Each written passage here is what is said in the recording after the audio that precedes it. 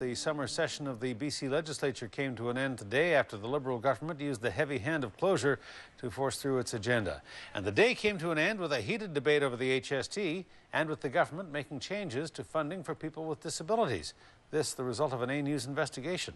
As we first reported, the provincial government changed a policy last year when it would supply shoe inserts or orthotics for people with disabilities only if someone's at risk of having their feet amputated. Well, as of today, the government's backing down from that policy. But as A News reporter Stephen Andrews shows us now, new at 6, the only challenge was getting the minister responsible to actually say that. When we first met Melissa Matthews, she was in the middle of a fight over government cutbacks that she knows nothing about. Severely mentally and physically disabled since birth, the 24-year-old's mother has been giving her a voice, opposing a provincial government decision not to pay for orthotic shoe inserts unless people with disabilities were at risk of having their feet amputated. Sources told A News the government was going to fix the policy. Today, all that Social Development Minister Harry Bloy could promise, a review. The same thing he said last week. Do you understand the file? You said you were going to review it a week and a half ago. You're coming back today and saying nothing really that you haven't already told us. Well, I will be a strong advocate for members within this community and with disabilities. You know, our Premier Christy Clark has put families first. I'm committed to putting families first. But the families say you're not, sir. The families say you're not listening to them.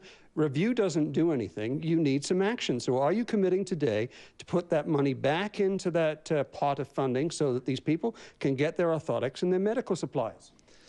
What I'm committing to today is that within a week or so to these families, we will be getting back to them. Shortly after that, the government clarified its position, saying the regulation is too restrictive and the orthotic policy will be changed within 3 weeks to ensure a better balance and proper use of tax dollars. That's awesome. Great news. Fantastic.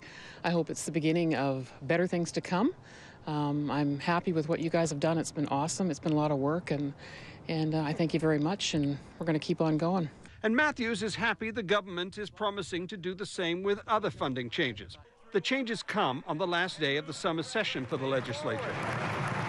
A bizarre and feisty day, with each side of the House implying the other supports communists. The one country that they're always fond of quoting that still has a retail sales tax today is Cuba. No surprise that the finance minister would choose the example of China. The minister is on record as being an admirer of Chinese democracy for some time. It was also a last chance for the opposition to demand the Premier put a stop to government-funded HST ads that the NDP say support the sales tax. In every Christy Clark answer, the same message. I don't say we shelve the campaign, I say we shelve the 12. I'm asking him a question about whether or not, indeed, we should shelve the 12. It's time to shelve the 12. It is an insult to the people of BC, just an insult to them, to think that they're going to be fooled when they've been paying more and more and more by slogans put together by publicly paid communications staff in the Premier's office. That sets the agenda for both sides in the HST referendum and a possible fall election. In Victoria, Stephen Andrew, A News.